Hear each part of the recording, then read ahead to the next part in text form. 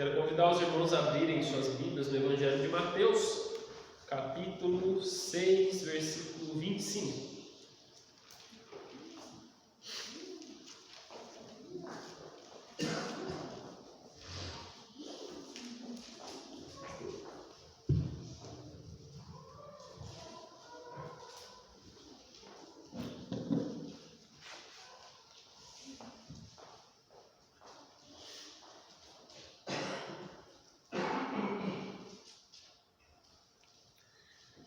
Mateus capítulo 6, versículo 25. Por isso digo a vocês, não se preocupem com a sua vida, quanto ao que irão comer ou beber, nem com o corpo quanto ao que irão vestir. Não é a vida mais do que o alimento, e não é o corpo mais do que as roupas? Observem as aves do céu, que não semeiam, não colhem, nem ajuntam em celeiros. No entanto, o Pai de vocês que está no céu as sustenta. Será que vocês não valem muito mais do que as aves? Quem de vocês, por mais que se preocupe, pode acrescentar um côvado ao curso de sua vida? E por que se preocupam com o que vão vestir? Observem como crescem os lírios do campo. Eles não trabalham nem fiam. Eu, porém, afirmo a vocês que nem Salomão, em toda a sua glória, se vestiu como qualquer um deles. Ora, se Deus veste assim a erva do campo, que hoje existe e amanhã lançada no forno, não fará muito mais por vocês, homens de pequena fé? Portanto, não se preocupem dizendo o que comeremos, o que beberemos ou com o que nos vestiremos, porque os gentios é que procuram todas essas coisas. O Pai de vocês que está no céu sabe que vocês precisam de todas elas. Mas busquem em primeiro lugar o reino de Deus e sua justiça, e todas essas coisas lhes serão acrescentadas. Portanto, não se preocupem com o dia de amanhã, pois o amanhã trará os seus cuidados. Basta o dia o seu próprio mal. Amém. Vamos falar sobre ansiedade hoje, né? Sobre as grandes preocupações da vida. E quando a gente fala sobre ansiedade, sobre preocupações, a gente sabe que muitas delas, não vamos negar que muitas delas, elas se baseiam em motivações nobres e até necessárias. Então, nós queremos trabalhar, nós queremos lutar, nós queremos conquistar as nossas coisas. Muito da nossa ansiedade se baseia nisso, porque nós fazemos isso para nos tratarmos bem, nós fazemos isso para termos uma boa vida, ou até mesmo proporcionar coisas boas aos nossos familiares, aos nossos filhos. Muitos pais dizem, eu quero dar ao meu filho aquilo que eu nunca tive. Isso gera uma certa ansiedade no coração. E o que parece é que a nossa preocupação, o excesso da nossa preocupação, da nossa ansiedade, não é se vamos ter algo para comer em nossa mesa no dia de amanhã. A nossa preocupação não está no arroz, a nossa preocupação não está no feijão, nossa preocupação não está na salada, em um pedaço de carne, ainda que a carne hoje esteja um absurdo. A gente dá um jeito, né? É que se diz, a gente come uns 2, 3 galos no ovo ainda e está tudo resolvido, né? A gente dá um jeito, não nos preocupamos com leite, com café, com pão, com manteiga. Com o que nós nos preocupamos? Nós nos preocupamos com as outras coisas. Nós nos preocupamos com o sorvete, com o açaí, com o X, com a comida japonesa, né? Nós nos ansiamos com a pizza, nós nos ansiamos com essas outras coisas. Os jovens com um videogame, uma família com uma viagem de fim de ano, quem sabe, vamos para a praia. Alguns jovens com um curso de faculdade, porque agora estou terminando o colégio e eu preciso estudar, porque sem estudo eu não sou ninguém. É isso que muitas vezes acabam botando na cabeça, né? Que sem estudo não somos ninguém. E não é essa a verdade. Isso não é a verdade. Porque muitas pessoas sem estudo construíram muito mais do que aquelas que estudam. Então o estudo é necessário, mas ele não é tudo. Ninguém nega a necessidade do estudo de uma faculdade. Mas a questão não é isso que deve nos gerar um grande anseio. Eu, por exemplo, também tenho minhas ansiedades, para ser justo com os irmãos. também quero ter dinheiro para investir em livros, para investir em estantes para livros, porque daí se você tem vários livros você precisa de estante, para investir num bom escritório, num bom gabinete. Eu também tenho essa ansiedade. E todo mês eu estou mentindo para mim mesmo dizendo, esse é o último livro que eu vou comprar. E não é verdade. Nós achamos que essa pandemia ia atrapalhar muitos dos nossos planos. Nós acreditamos, no começo disso tudo, que não teríamos dinheiro. Nós acreditamos, no começo disso tudo, que a comida iria nos faltar. Por isso que muita gente ia no mercado e fazia compra para a vida toda. Às vezes tinha até aquelas imagens engraçadas, e até hoje eu não sei porquê. Sério, eu não sei porquê. Mas tinha carrinho lotado de papel higiênico, por exemplo. Para você ver como é engraçado, Não, e sinceramente, eu realmente não sei porquê. Teve gente que deixou o seu egoísmo se aflorar. Então, eu ouvi de casos, por exemplo, em uma farmácia lá no Paraná, uma cidade do Paraná, onde tinha 10 vidros de álcool em gel no começo disso tudo. E chegou uma mulher, uma pessoa, e disse, eu vou levar tudo isso. Aí tinha outra pessoa atrás, olha, mas eu preciso também me dar, deixa eu levar só um. Aí a farmacêutica lá, a atendente, falou, não, leva os 9, mas deixa ela levar só um. Não, vou levar os 10 para mim. Então muitos nesse anseio deixaram até mesmo o seu egoísmo se aflorar, E a verdade é que, como nós temos visto, essa pandemia não atrapalhou muita coisa, Como nós pensamos que iria atrapalhar. O básico nós continuamos tendo, graças a Deus. Então a verdade é, todos nós ansiamos por alguma coisa, isso nem sempre é errado, mas Jesus disse, não se preocupe. E Jesus nesse texto ele nos dá alguns motivos para não nos preocuparmos. E o primeiro motivo para não gastarmos nossa vida em ansiedade é, não se preocupem, porque Deus já te deu a vida. Então, diante de tudo isso que eu falei para vocês agora, que a gente se preocupa, com o lanche do fim de semana, o churrasco do domingo, ou o que quer que seja, estudos, livros. Eu mudo um pouco a pergunta de Jesus e pergunto a vocês aqui. Todas essas coisas, elas são maiores do que a nossa própria vida? Tudo isso que nós gastamos nossa vida batalhando para ter, são essas coisas maiores do que a própria vida que Deus já nos deu? Será que nós não estamos focando de forma errada nessas coisas? Será que a nossa felicidade não está sendo jogada na lata do lixo, porque existem certas coisas que nesse momento nós não podemos ter? E para repetir, para deixar bem firme, meus irmãos aqui, não é nada errado desejar essas coisas, mas a custo do que nós estamos correndo atrás dos bens materiais dessa vida?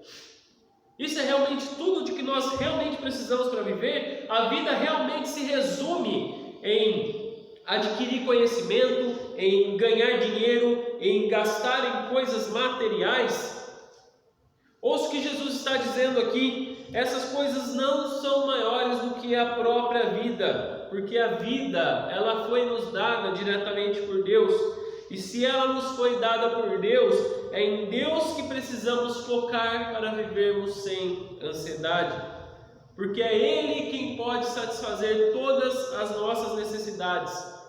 Por isso que após passar 40 dias no deserto, sem comer, Jesus pôde dizer a Satanás que nem só de pão viverá o homem, mas de toda palavra que sai da boca de Deus.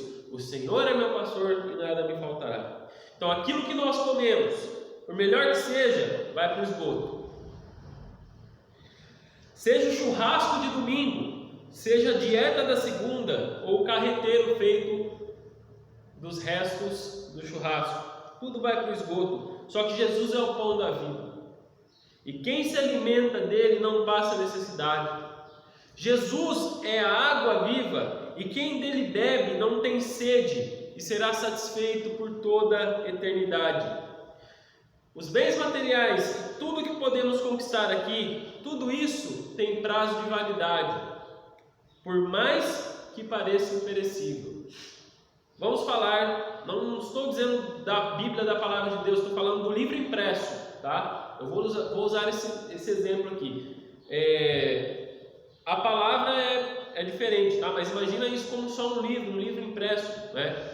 Você pode guardar essa palavra no seu coração, mas hoje ou amanhã esse livro, ele pode se rasgar. Esse livro pode acontecer uma inundação na tua casa e você pode perder ele nessa inundação. Amanhã você vai lá na livraria Esperança e compra um novo, ou você entra no site aí e manda vir uma Bíblia na porta da tua casa.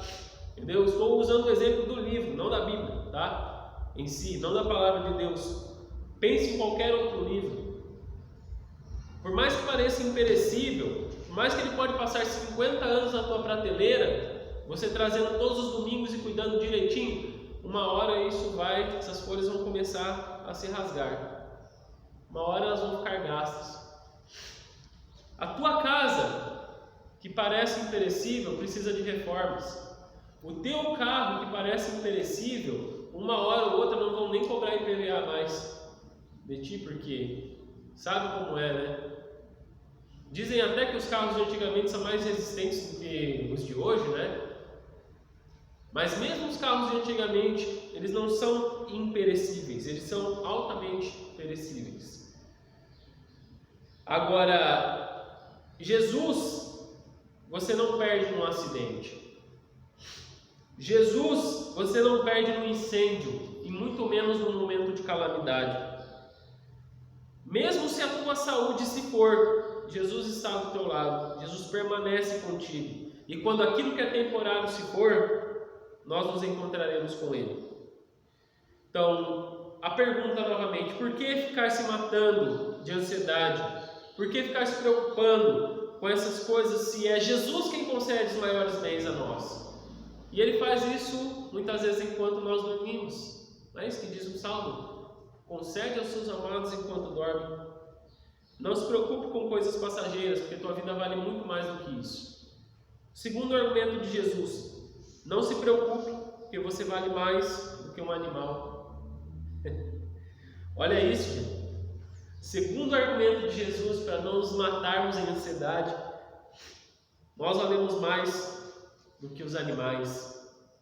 Não precisamos nos preocupar em excesso com o que vamos comer ou beber, porque os animais na rua, olhe bem, muitas vezes eles são bem tratados. Deus provê, Deus dá providência, Deus providencia quem cuida deles, quem sente amor por eles, né? E parece muito óbvio dizer que nós valemos muito mais do que animais, parece muito óbvio dizer que a vida humana é superior aos dos animais. E note bem, eu não estou dizendo que um animal não vale nada. Não estou dizendo que um animal deve ser maltratado, porque a Bíblia diz que o justo cuida dos seus animais.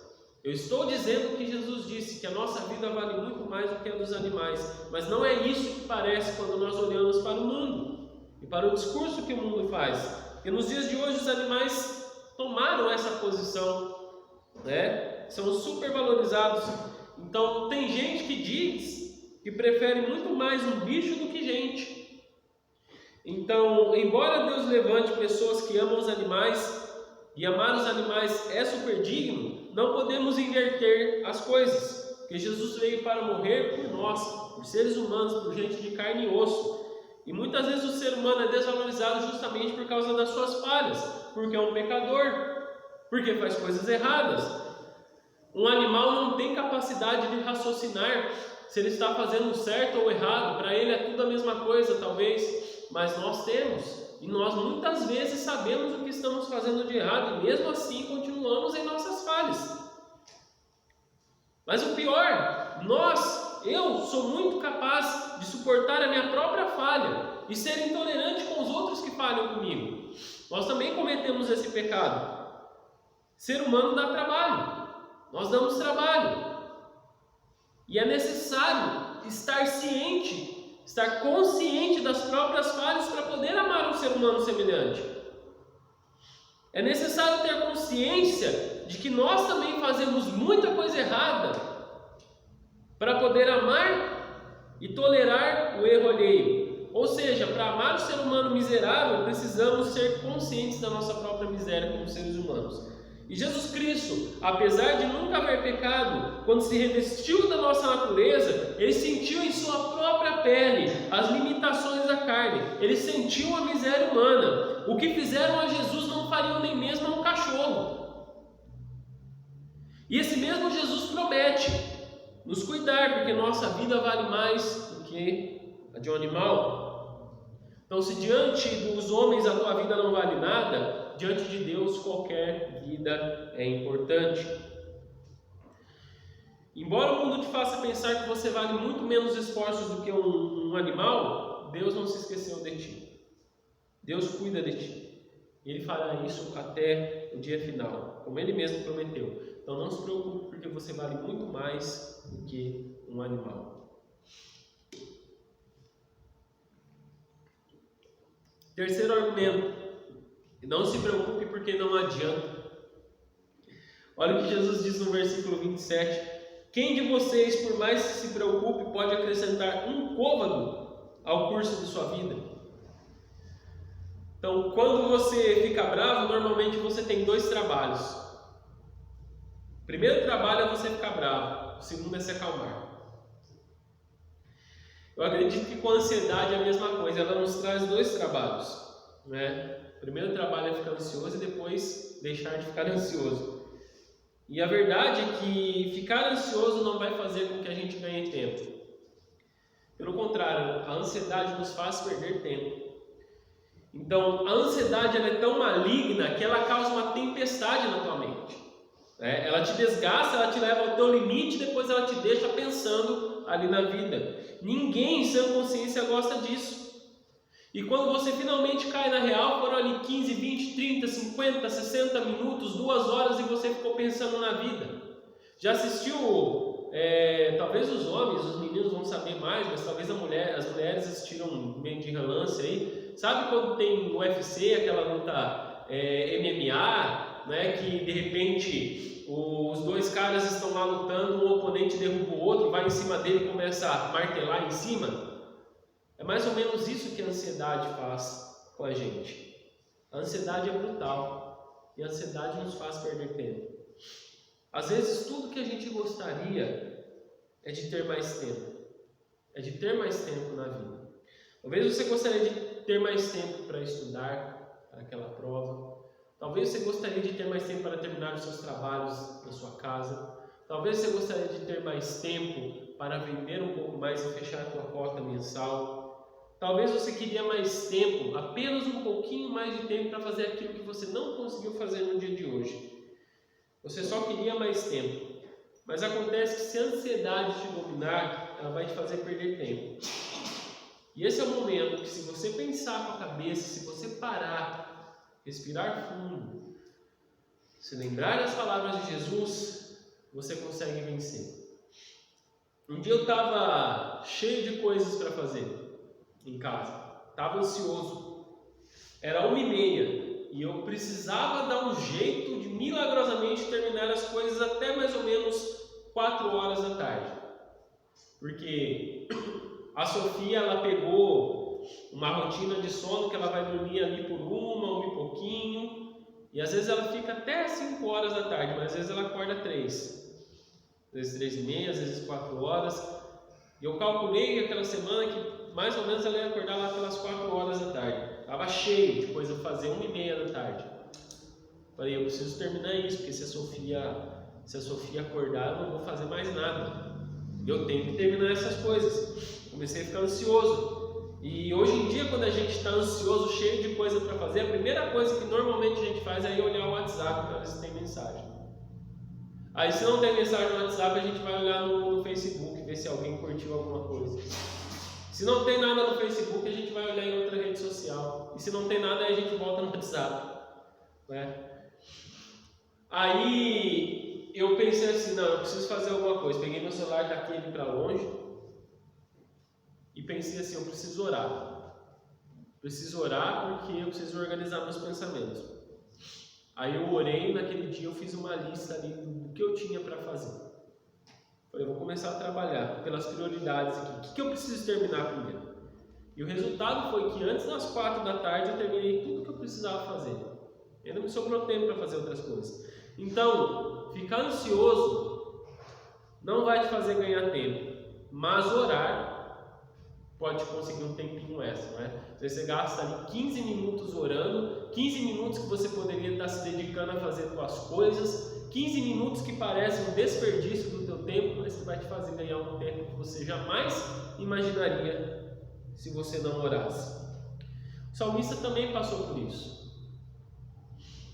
Chegou um momento onde o salmista, no meio da angústia, ele olhou para dentro de si e disse: por que você está abatida, minha alma? Por que você se perturba dentro de mim? Espere em Deus, pois ainda o louvarei. Salmo 56:3 diz: quando eu ficar com medo, hei de confiar em ti. E olha o que o Salmo diz. Porque hoje em dia a gente pensa assim: se eu ficar com medo é porque eu não tenho fé. Se eu ficar ansioso é porque a minha fé está com problemas. Talvez esteja, mas talvez seja mais simples do que você imagina. Porque negar a sua fé nesse momento não é a solução. Ficar se condenando não é a solução. Salmo 56:3: quando ficar com medo, hei de confiar em ti. Então muitas vezes não é uma questão de se você vai ficar com medo, se você vai ficar ansioso. A questão é, quando você ficar com medo, quando você ficar ansioso, para onde é que você vai? Para onde é que você vai nos momentos de angústia? O salmista diz: hei de confiar em ti. Descansa no teu Deus. Quarto argumento: não se preocupe porque você não é descartável. Vamos ler novamente aí, versículo 28. Por que se preocupam com o que vão vestir? Observem como crescem os lírios do campo. Eles não trabalham nem fiam. Eu, porém, afirmo a vocês que nem Salomão, em toda a sua glória, se vestiu como qualquer um deles. Ora, se Deus veste assim a erva do campo que hoje existe e amanhã é lançada no forno, não fará muito mais por vocês, homens de pequena fé?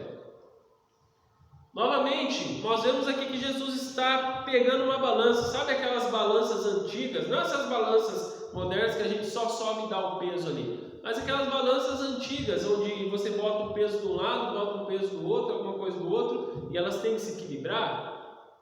Sabe esse tipo de balança? Por isso que Deus vai dizer, muitas vezes no Antigo Testamento: odeio pesos injustos. O peso injusto é o quê? Quando você coloca 1 quilo de milho ali, fraudado, com alguma coisa a mais, e depois coloca o outro quilo do milho ali para fingir que você está dando o que o cliente está pagando. Isso é uma balança injusta. Aí o que Jesus faz? Ele pega a gente e bota de um lado da balança. Ele pega as coisas passageiras, bota do outro, e essas coisas passageiras jamais vão alcançar o nosso peso diante dele. Veja como Jesus faz essa comparação. Roupas são aquelas coisas que nós usamos para nos apresentar bem perante as pessoas. Uma pessoa bem vestida, com certeza aos olhos humanos, é uma pessoa respeitável, principalmente quem? Mulheres, não é? Quando eu me casei no civil em 2017, vou contar aqui. Quando eu me casei em 2017 no civil, a Flávia comprou um vestido lindo para a ocasião. O homem só bota lá uma roupa social e vai, né? Qualquer jeito, bota uma calça preta social, camisa pode ser qualquer cor. Tá nem aí, né? Bota um sapato ali, passa um pente no cabelo e deu a bola. Mulher não, ela tem que se vestir, tem que se maquiar, né? E ela comprou esse vestido lindo. Aí, isso foi em 2017, acontece que outro dia ela estava num dilema enorme. Porque ia ser o meu culto de ordenação, dia 20 de fevereiro, eu acho que foi, desse ano. E ela estava num dilema enorme, porque não sabia qual vestido que ela ia usar. Aí eu olhei e falei: amor, por que você não pega e não usa o vestido que a gente se casou no civil?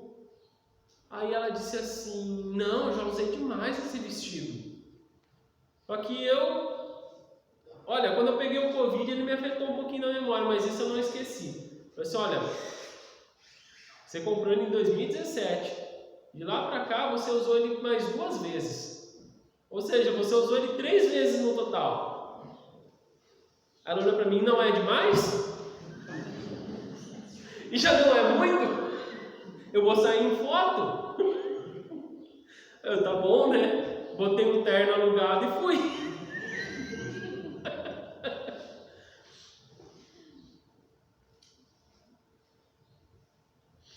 Quando a gente começou a namorar, isso foi em 2016, eu tinha uma camisa preta, linda, em ótimo estado. Eu vou falar perfeito, porque perfeito estava quando comprou, né? Isso foi em 2016, já fazia acho que 13 ou 14 anos que eu tinha ela. Estava em bom estado, eu estava usando. Ela olhava para aquilo e só olhava mais ou menos, né? E beleza, quando a gente casou, misteriosamente sumiu. Não sei até onde é que está. Roupas são descartáveis, né? De um jeito ou de outro elas são descartáveis. Por mais que durem um bom tempo, elas também são descartáveis. Só que a roupagem que Jesus usa nessa comparação é outra. Ela é mais descartável ainda, é a roupagem das plantas. E plantas, elas são belas, são lindas, enfeitam jardins, enfeitam casas, enfeitam palácios. Mas muitas delas, de um dia para o outro, apodrecem. Eu estava com uma ideia louca na cabeça também, no nosso primeiro ano de namoro, quando ela fez 30 anos, né? Nosso primeiro ano de namoro, eu falei, eu vou comprar 30 rosas para ela. Eu vou comprar 30 rosas, não quero nem saber. Aí eu fui ver o preço e falei, acho que vou comprar chocolate. E eu fiquei pensando em um amigo meu que me trouxe ao juízo, sabe? Me trouxe de volta para a terra e falou, cara, quanto é que você vai gastar? Eu falei para ele, acho que eu vou falar para os irmãos, eu ia gastar uns 400 pila na época. Aí ele falou, cara, você vai gastar isso aí, vai durar no máximo uma semana. Ela vai ficar feliz, mas vai durar uma semana. Por que você não compra outra coisa? Eu falei, é mesmo, acho que eu vou comprar outra coisa. Muitas delas apodrecem, e muitas vezes de um dia para o outro. E Jesus diz que mesmo que essas plantas sejam altamente perecíveis, o grande rei Salomão, em toda a sua glória, jamais se vestiu com uma beleza igual a daquelas. Porque enquanto Salomão precisou se esforçar muito para se vestir, a beleza natural das flores é muito superior. Mas nós ansiamos por boas aparências. Nós queremos nos vestir bem, se tratando de roupas, nós queremos andar em bons carros, né? Sentir cheiro de carro novo, né? Também nunca senti, irmão. Quem sabe um dia. Queremos nos apresentar com um bom relacionamento, não é verdade? Queremos um emprego bom o suficiente para manter o nosso alto conceito de vida. E nós temos um conceito de vida muito alto. E novamente não é errado desejar essas coisas. O problema começa quando a gente anda ansioso demais por essas coisas que, segundo Jesus, são temporárias demais. Porque essas coisas nós precisamos batalhar demais para conseguir. E são essas coisas que vão trazer beleza para nós nesse mundo. Mas Deus tem algo muito superior para nós. Deus tem algo muito mais natural em vista, muito mais belo do que tudo o que possamos conquistar por aqui. Deus fez um homem eterno. Paulo diz, 1 aos Coríntios capítulo 15, todos seremos transformados num momento, num abrir e fechar de olhos, ao ressoar da última trombeta. A trombeta soará, os mortos ressuscitarão incorruptíveis e nós seremos transformados, porque é necessário que esse corpo corruptível se revista de incorruptibilidade e que o mortal se revista da imortalidade. E quando esse corpo corruptível se revestir de incorruptibilidade e o que é mortal se revestir de imortalidade, então se cumprirá a palavra que está escrita: tragada foi a morte pela vitória. Isso significa, sabe o quê? Que nós homens não seremos mais feios. Isso significa que as mulheres serão muito mais lindas do que jamais sonharam. E o melhor disso é que nem vai precisar fazer força. Porque o corpo que Jesus nos proverá na eternidade não é descartável. Hoje você não é descartável. Jesus não vai te descartar, Jesus não vai descartar o teu corpo, Ele vai renovar, vai transformar e glorificar o teu corpo. Se você confiou a Jesus nesse breve tempo de dor e aflição debaixo do sol, você será revestido da maior glória já vista. Não se preocupe, você não é descartável. Quinto motivo, não se preocupe porque você é filho. Por fim, irmãos, para a gente se encaminhar para a conclusão aqui, Jesus nos dá um grande motivo para a gente não andar por aí preocupado. Ele nos lembra quem é o nosso Pai. Quem é o nosso Pai? Deus é o nosso Pai. E se Deus é o nosso Pai, sabemos muito bem do que Ele é capaz. Se Deus não poupou nem mesmo o seu próprio Filho, mas entregou Ele por todos nós, como é que Ele não vai nos dar todas as coisas e de graça? Como é que Ele não vai cuidar de nós? E Jesus aqui Ele está nos convidando a sermos como crianças diante de Deus, diante de um Deus que é o nosso Pai. Porque uma criança não se preocupa com amanhã. Uma criança vai dormir, acorda, no outro dia tem café da manhã na mesa. Quem se preocupa com isso são os pais. Quem provê são os pais. Ontem chegamos no culto e a Flávia preocupada com a Sofia, porque ela não tinha comido. Acho que a Sofia nem preocupada estava. Não tinha comido, fez lá um copo de leite, ela tomou metade, voltou para dormir. Hoje de manhã acordou, estava tudo na mesa lá para ela. Tomou o café da manhã e veio para o culto. A criança, ela sai para brincar e quando ela volta, tem almoço na mesa. Uma criança recebe tudo de bom grado. Uma criança se alegra na dependência dos pais, porque isso é tudo que ela tem. Jesus nos convida a tratar Deus como o nosso Pai Celestial. E como nosso Pai Celestial, o negócio de Deus é um só: cuidar dos seus filhos amados. Então Deus é esse Deus que do pouco Ele faz muito. Deus é esse Deus que Ele pega aquilo que é loucura diante dos homens e chama de sabedoria. Deus é esse Deus que pega aquilo que é fraco e faz ser forte, transforma em força. Deus é esse Deus que separa o menor de 7 irmãos, o que foi esquecido, sujo, cheirando a ovelha, separa ele, consagra ele, rei de uma nação e chama ele de homem segundo o seu coração. Deus é poderoso para pegar o pó e criar um homem. E por fim, Deus é poderoso para olhar para o nada e dizer: haja luz, e do nada criar um universo perfeito. E aí você diz que não tem nada.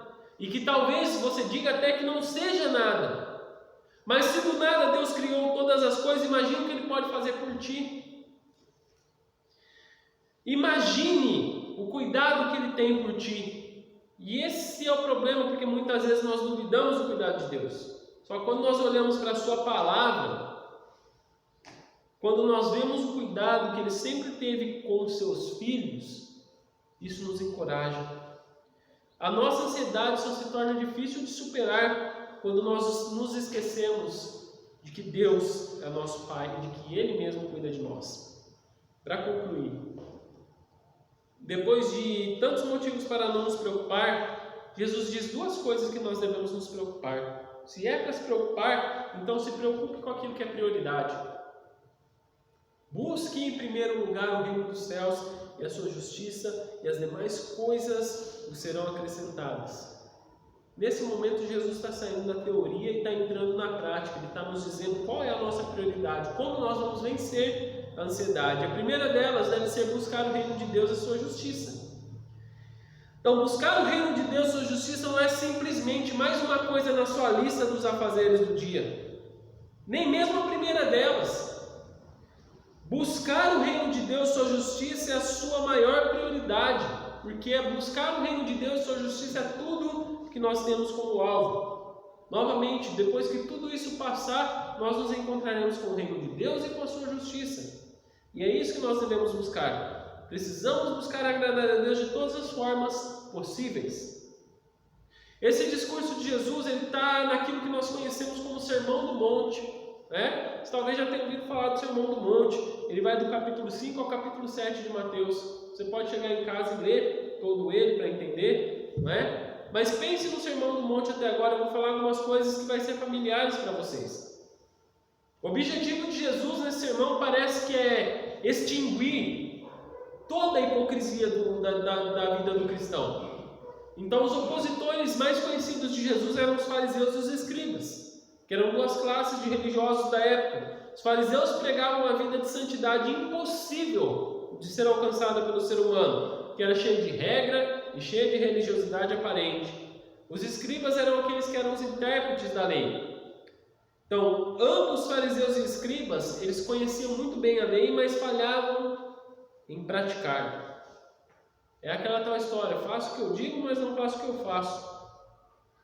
Daí chega Jesus e ensina um caminho muito superior, um caminho que deve ser seguido pelos seus discípulos. Ele diz coisas como: quando você for orar, não chame atenção.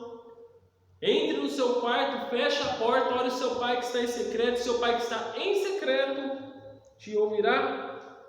Quando você der esmolas, não precisa sair anunciando por aí, como os fariseus fazem. Olha só como eu sou bom, estou cuidando deste pobre. Deixe que Deus veja os teus atos de justiça e te recompense por isso.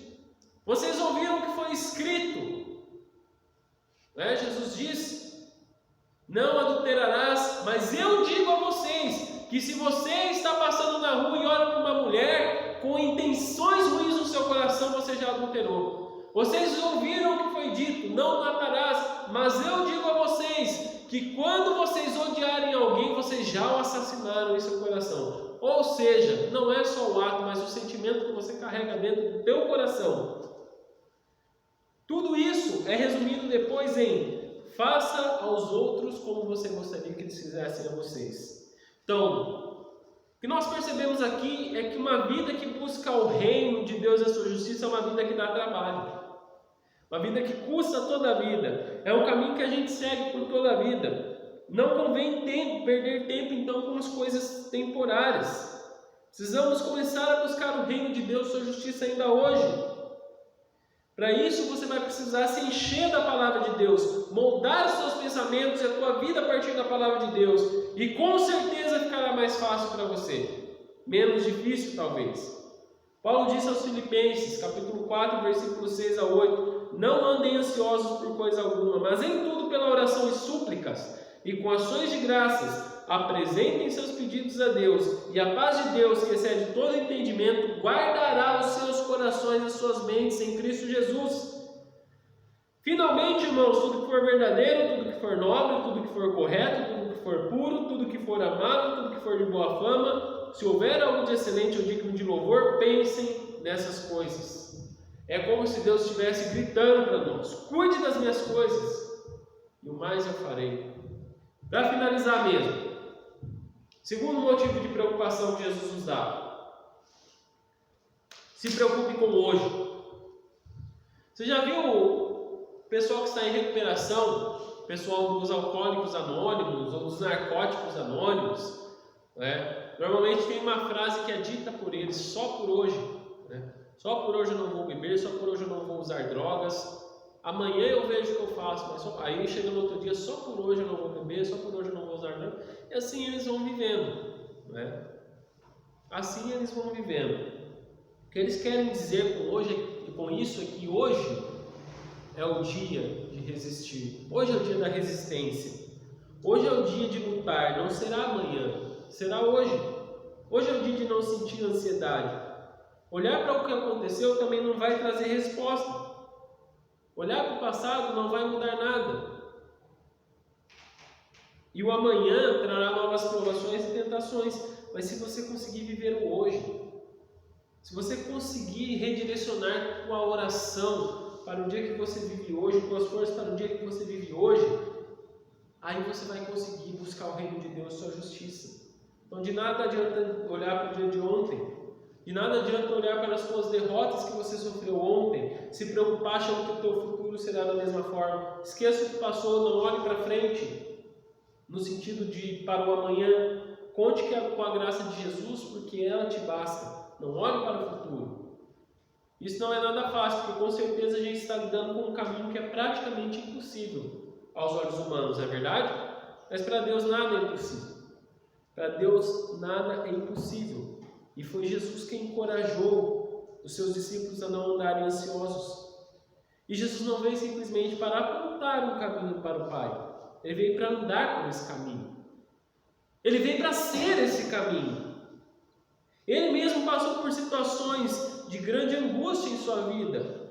A palavra de Deus diz em Hebreus capítulo 5 que Jesus, nos dias de sua carne, tendo oferecido com forte clamor e lágrimas, orações e súplicas a quem o podia livrar da morte, foi ouvido por causa de sua reverência. E embora fosse filho, aprendeu a obediência pelas coisas que sofreu. E tendo sido aperfeiçoado, tornou-se o autor da salvação eterna para todos os que lhe obedecem. Então, o segredo para não andar ansioso, antes de mais nada, é entrar pela porta, que é Jesus. É seguir pelo caminho, que também é Jesus. Fazendo isso, nós receberemos capacitação para viver o dia de hoje, conforme Ele planejou para nós. Amém? Vamos colocar de pé.